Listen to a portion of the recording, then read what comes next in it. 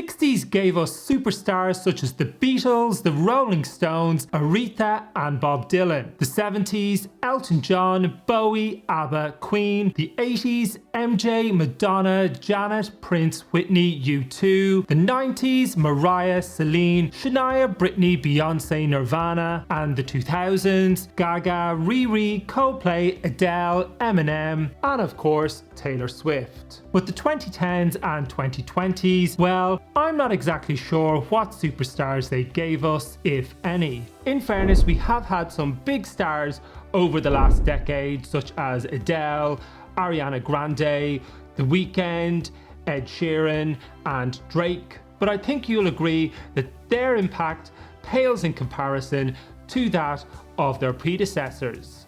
So I think it's fair to say the concept of music superstardom is very much on the wane. So what exactly has brought about the demise of the superstar? What part have streaming platforms such as Spotify played in all this? Why is music struggling to compete against computer games and social media? Has the album been eclipsed by the playlist? And which current stars are our best hope for saving the future of music stardom? So many questions, let's find out. So what exactly even is a superstar? Well, the Oxford English Dictionary defines the term as an exceptionally outstanding performer in the theatre, music, sport, or some other public sphere. A superior star. And whilst we're at it, I'm going to throw in my criteria for meeting the superstar standard. Long-running continuity of hit songs and albums, helps to define an era of music, cross-generational appeal, everyone knows who they are, they pass the parent test, sell out arenas or stadiums, and infiltrate popular culture. So I'm not asking much at all. MJ and Madonna, more than anyone, were responsible for creating the modern pop star blueprint we've seen time and time again over the last 4 decades. Their successors who followed in their path were expected to wear many caps for the role: vocalists, performers, brand directors, visual artists, and cultural arbiters. So what exactly has changed? The music ecosystem is virtually unrecognizable from what it was 2 decades ago. Until the late 90s, record companies monopolized music in a way which is unfathomable today. Marketing artists is simply not as straightforward as it was pre-internet and social media. These days, there are far more stakeholders with their fingers in the music industry pie. As the power of legacy media continues to plummet around the world and social media and technology continues to advance, music marketing campaigns now need to be multi-pronged. Developing a presence and making an impact online, whether through making video content, building a strong connected online community, or striking up partnerships with influencers or important internet figures, is what really counts today. It's harder to maintain a strong presence, let alone become a cultural phenomenon, now that the media is so fragmented. The music and media landscape, which so many of our greatest superstars prospered in, doesn't really exist anymore. And with the infinite amount of entertainment and glut of new music material out there, cutting through the noise and effectively marketing an artist is more difficult now than ever. Record companies used to have a tried and tested, clearly defined model for breaking an artist. Get them on radio, get the video on MTV. But now the game has been blown wide open. Music fans now look to algorithms, influencers, and playlists such as today's top hits, which has over 30 million likes on Spotify, or songs to sing in the car, which has over 10 million. Some within the music industry are actually pleased about the prospect of not having to rely on superstars to deliver hits. And this new paradigm where labels deal with smaller artists gives them more power over them. In 2022, Stephen Cooper, the chief of Warner Music, told an investor conference that his corporation had successfully reduced its dependency on superstars. And according to Variety magazine, by the end of the same year, more than 100,000 songs were being uploaded to music streaming platforms every single day. Apple Music also announced at the same time they had over 100 million songs available on their platform. The entire history of music is now available at the click of a finger. And just to contrast with pre-internet times, if you wanted to listen to a song, you would have to wait until it came on the radio, or you would have to travel to your local music store and buy it. Not that I remember any of that, of course, I'm far too young.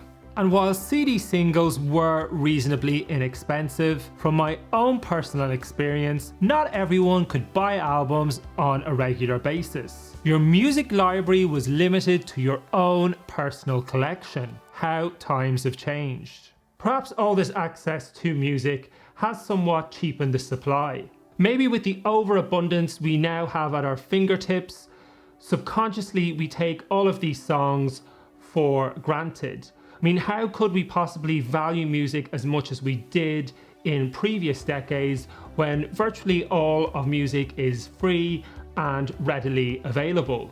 And with the myriad other entertainment options vying for our attention, it's harder to focus on music the way we once did. Background music is more suitable for streaming, which creates a vibe or atmosphere. Big bright pop songs with catchy hooks don't lend themselves as well to these platforms. And catalogue music revenue now surpasses that of new music. So today's music stars aren't just vying for attention amongst their peers, they also have to fight to be heard amidst competition from the whole history of music. And music now has to compete against a plethora of online computer games in a way it never had to before. So Gen Zers and Alphas are obsessed with computer games, which are far more addictive than music and give players rewards for reaching new levels. Dopamine, the brain's major reward and pleasure neurotransmitter, is greatly activated by gaming. And I think it's a fair assumption to make that gaming triggers this hormone far more than listening to music. How can music possibly compete against this? Once upon a time, the ultimate barometer of the superstar status was album sales, which of course are now far less significant. According to Nielsen Music, album sales fell another 17% to 169 million in 2017, which included all album formats including CDs, digital albums, vinyl LPs and cassettes. That's compared with 1999 when almost 1 billion CDs were sold in the US according to the RIAA. Gen Zers have podcasts, TikTok, YouTube, numerous streaming platforms, and countless other entertainment options. So where would they even find time to listen to a whole album? Social media has decimated our attention spans. Gen Zers are the first truly digital generation. They don't know a world where you can only watch scheduled TV or you can't click or swipe when a song or video gets boring. A 2016 study by Loop found that playlists account for 31% of listening time across all demographics, whereas albums only accounted for 22% in the US. Weekly playlists such as Rap Caviar on Spotify have, at the time of recording, over 15 million followers. And taking all this into account, it's easy to see why so many people believe that the long player is a relic of a bygone era. The album was arguably the greatest tool in the pop star canon to set out their shop and tell the world who they were. And the demise of the album surely must have weakened the superstar's overall impact. And perhaps the downfall of the superstar can also be attributed to the changing nature of celebrity. Technological advances have smashed the fame paradigm, although admittedly it's not the first time technology has changed the game.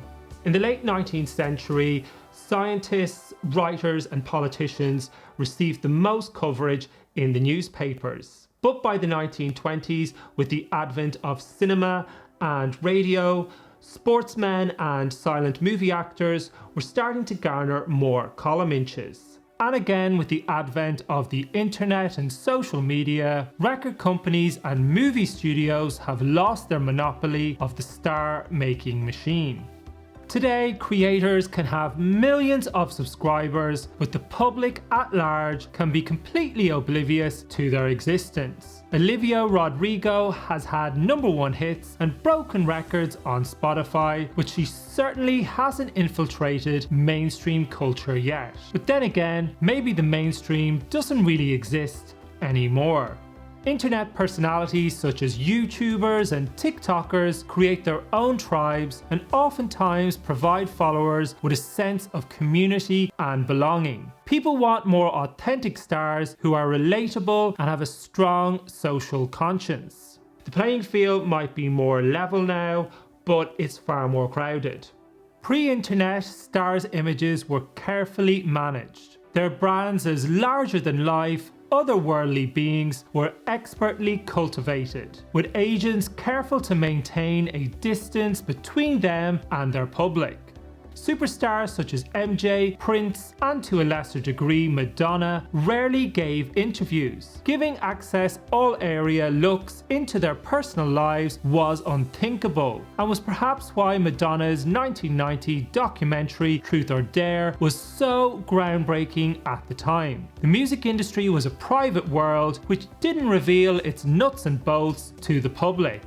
But today, the opposite is encouraged of all celebrities, not just influencers. Along with the prevalence of singing talent shows over the last 2 decades, there is very little we don't know and haven't seen about their lives. Our appetite for the behind-the-scenes content might have been sated, but in the process, much of the intrigue and fascination has been eroded. The inner workings of celebrity has been exposed, and it doesn't hold the same allure that it once did. Influencers and reality stars such as the Kardashians are now arguably bigger stars than most singers or actors anyway. On the Forbes Most Powerful Celebrities list 2020, Kylie Jenner was #1 as the world's highest paid celeb. As of 2023, there are 3 Kardashians in the top 10 most followed people on Instagram. Collectively, the 5 Kardashian-Jenner sisters and their mother, Kris Jenner, have a jaw-dropping 1.5 billion followers on the platform. The kind of reach most media conglomerates could only dream of having. And over on YouTube, influencers such as Mr. Beast, who specializes in stunts and giveaways, has 194 million subscribers. PewDiePie, who mostly does computer games commentary, has 111. Both of whom have far more subscribers than music superstars such as Justin Bieber, 72 million, and Taylor Swift, 54. TikTok has now replaced MTV and radio as the gatekeeper to mainstream music success, and one of the key ways of scoring a chart hit and breaking a new artist. The industry is now at the mercy of the unpredictable beast that is the platform's algorithm. And TikTok isn't designed to promote artists, it's built to promote individual songs. In recent years, the industry have become beholden to the platform and have stopped investing in genuine, real talent. A viral video on the platform doesn't necessarily mean the creator in question has talent, stage presence, or artistic vision.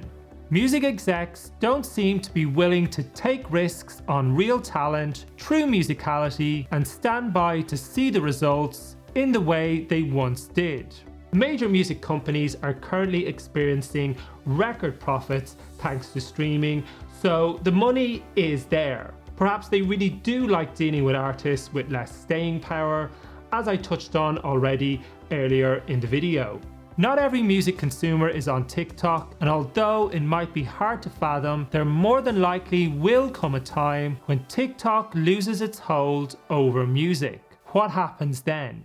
New artists don't seem to be very well developed overall, musically or visually. Lady Gaga went through pretty much a lifetime of music development before she broke through in '08. And the same is true of Beyonce. Similarly, Katy Perry was writing and recording for almost a decade before she made it big. And then there are other reasons. In 2023, just 3 music corporations produced 2/3 of the music consumed in the US, which has surely contributed to the decline in the creativity of music and the very narrow lyrical and sonic palette we've been presented with for many years now.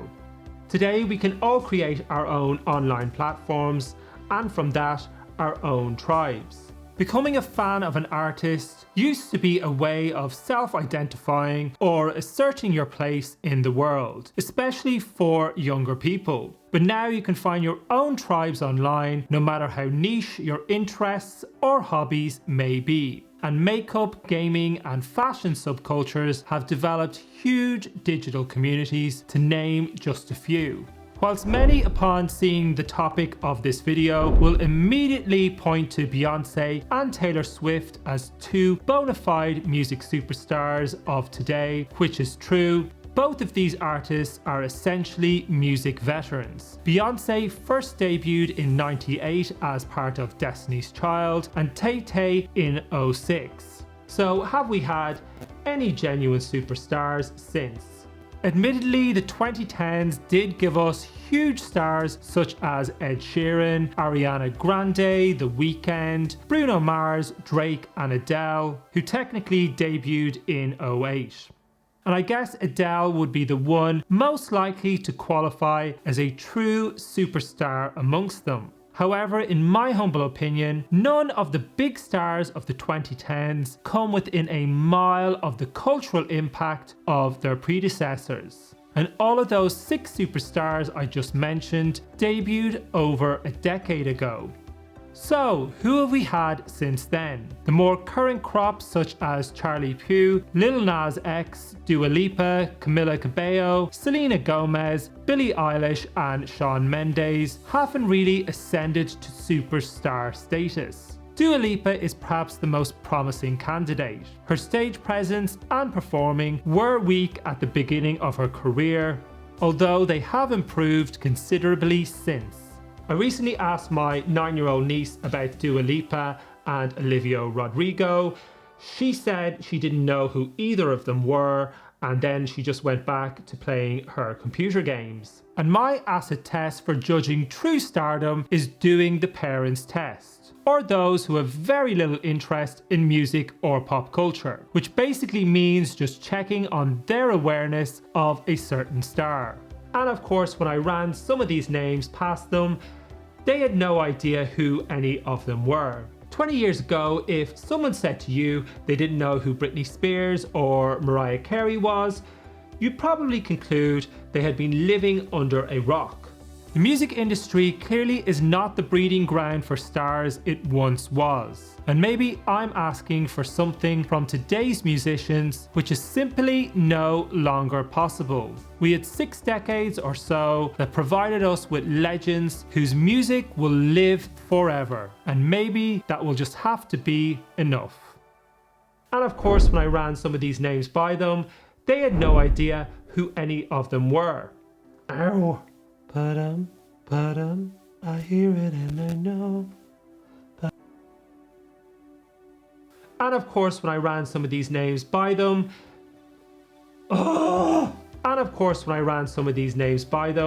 they had no idea who any of them were.